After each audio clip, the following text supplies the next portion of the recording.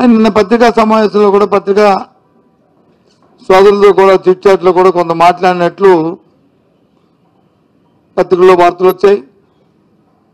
దాంతోపాటు ఆ అధికార పార్టీ ఇప్పుడు అధికారం ఉన్న పార్టీ తాలూకా మీడియాలో కూడా కొంత సమాచారం కూడా వాడు విడుదల చేయడం కూడా జరిగింది. సూటిగా ముఖ్యమంత్రి గారిని ప్రభుత్వాన్ని ప్రశ్నిస్తున్నాం. మీరు రైతుల గురించి మిర్చి రైతుల గురించి వెళ్ళి మాట్లాడడానికి వెళ్ళిన నేపథ్యంలో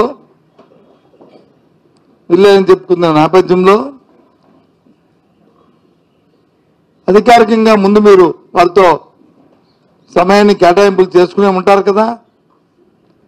మరి సాక్షాత్తు దానికి సంబంధించిన మంత్రి ఢిల్లీలో లేకపోయినప్పుడు మరి మీరు మాట్లాడడానికి వెళ్తున్నారని చెప్పడం హాస్యాస్పదంగా ఉంది. మీకు కూడా అది సాంప్రదాయం అనిపిస్తుందా? దానికి మీ తాలూకా ఆ ముఖ్యమంత్రి పదవికి కానీ లేకపోతే మీ వ్యక్తిత్వానికి కానీ అది సమంజసంగా ఉందా అని సూటిగా అడుగుతున్నా. అంత ఎవరితో అయితే మీరు మాట్లాడికి వెళ్తున్నా మంత్రి ఢిల్లీలో లేకుండా నేను దీని గురించి వెళ్తున్నాను ఢిల్లీకి అని తప్పేముంది? ఢిల్లీలో భారతీయ జనతా పార్టీ ముఖ్యమంత్రి ప్రమాణ స్వీకారం చేస్తున్నారు, దానికి గెస్ట్ కింద పిలిచారు, దానికి వెళ్తున్నాను అని చెప్పి వెళ్తే తప్పు కాదు కదా. దానికి ఇవన్నీ ఎందుకు? ఈ ఈ తాళ్ళకి ఇవన్నీ అవసరమా? ఇవాళ చూశాను పత్రికల్లో, ఇవాళ ఇందాక టీవీలో చూశాను. మన రాష్ట్రం నుంచి ప్రాతినిధ్యం వహిస్తున్న కేంద్ర మంత్రి రామ్మోహన్ నాయుడు గారు మిగతా వాళ్ళు మా మంత్రి గారిని కలిశారు, శివరాజ్ చౌహాన్ గారిని, దాని మీద డిస్కస్ చేశారు. గుడ్, తప్పు కాదు. ఎందుకు ఈ పరిస్థితులు ఈ తీవ్రత ఇప్పుడు మీకు తెలిసింది. ఇప్పుడు జగన్మోహన్ రెడ్డి గారు నిశ్చయాడికి వెళ్ళి అక్కడికి వెళ్ళి ఆయన పరిశీలించిన తర్వాత ఆ రైతుల ఆక్రందనలో ఆ బాధలు విన్న తర్వాత అది బయటకు వచ్చిన తర్వాత అప్పటి వరకు మీకు తెలియలేదే. ఏం చేసింది ప్రభుత్వం? మరి 2-3 నెలల ముందు ఈ కార్యక్రమం చేసుకుంటే ఇబ్బందులు లేవు కదా. ఎందుకు చేయలే? చేతులు కాలిన తర్వాత వచ్చి ఆకులు పట్టుకుంటే ఏ ఉపయోగం ఏముంది? ఇప్పటికే అల్లాడుతుంటే ఈరోజు మీకు వచ్చి ఆ మద్దతు ధర గురించి ఆలోచన వచ్చింది. ఏమనంటే ఒక 5 సంవత్సరాల కింద వచ్చి ఆ రోజు క్వింటాల్ 7,000 రూపాయలకని ఆ ప్రభుత్వం ఇచ్చిందని అప్పుడున్న కాలమాన పరిస్థితి ప్రకారము అప్పుడున్న ఉత్పత్తి ధరల ప్రకారము ఆ రోజు మా ప్రభుత్వం ఆ రోజుకి దాని ధర ఇచ్చింది. ఎప్పటికప్పుడు మారుతుంటాయి. ఆ కార్యక్రమాన్ని చేసుకోవడం బాధ్యత ప్రభుత్వాలకు ఉంది కదా, మీకు లేదా? ఇవన్నీ ఎందుకు చెప్తానంటే ఈ ప్రభుత్వానికి రైతుల పట్ల కానీ వ్యవసాయం పట్ల కానీ చిత్తశుద్ధి లేదు. ఏదైతే పూర్వం నుంచి నాడు ఉందో, చంద్రబాబు నాయుడు గారికి వ్యవసాయం పట్ల చిన్నచూపు ఉందో, వ్యవసాయం సొంత దండగానే ఏదైతే పేరుందో అది మనసులో ఇంకా ఆయన పెరిగిపోయి ఉంది.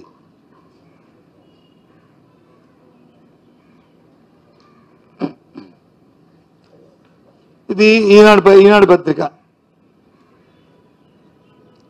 పత్రిక యూరియా ఏదయ్యా ఎక్కడుందా యూరియాని ఈ పత్రిక రాసింది నిన్న.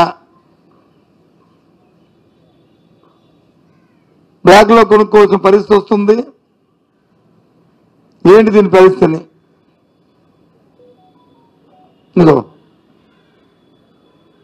ఇదేం పని అన్నానికి వచ్చి సాక్షి పత్రిక కాదు కదా,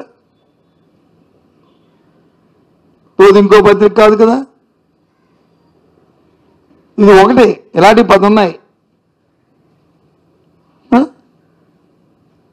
అంటే వాళ్ళు కూడా తప్పని పరిస్థితుల్లో రాసే పరిస్థితుల్లో ప్రభుత్వ పరిపాలన ఉంది విధానం. రాయకపోతే ప్రజలు కూడా చిత్కరించుకుంటారు, ఈ పత్రికని చూడాలనే భ్రమణ కల్పించే పరిస్థితులు వచ్చి రాష్ట్రంలో కల్పిస్తున్నారు. అది నా తాలూకా అభిప్రాయం. అది అంటే వాళ్ళు రాశారని చెప్పి మీరు ఏదో ప్రజా సమస్యలు పోరాడతానని చెప్పట్లే. రాయకపోతే ప్రజలు రైతులు ఏమనుకుంటారు అనుకునే పరిస్థితి కూడా తీసుకొచ్చింది ప్రభుత్వం. పాపం ఇలాంటి పత్రికలు కూడా అనే పరిస్థితి జాలిపడుతున్నాం.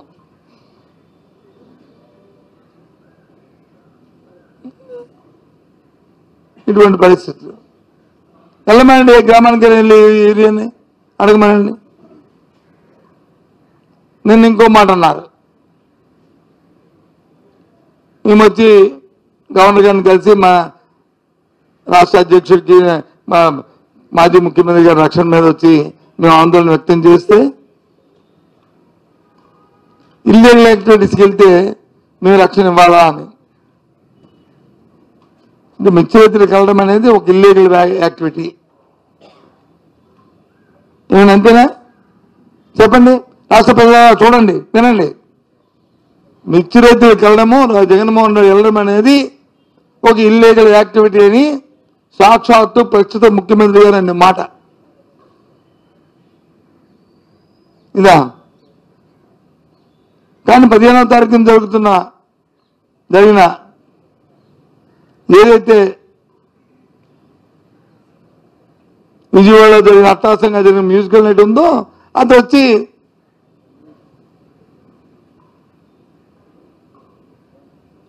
అది ఆథరైజ్డ్ యాక్టివిటీ, ఇది ఇల్లీగల్ యాక్టివిటీ. ఇది రైతు సమస్యలు, రైతుల తాలూకా కష్టాలు, రైతుల తరపున ఇబ్బందులు, రైతులకు మద్దతు ధరని అడిగితే అది ఇల్లీగల్ యాక్టివిటీ.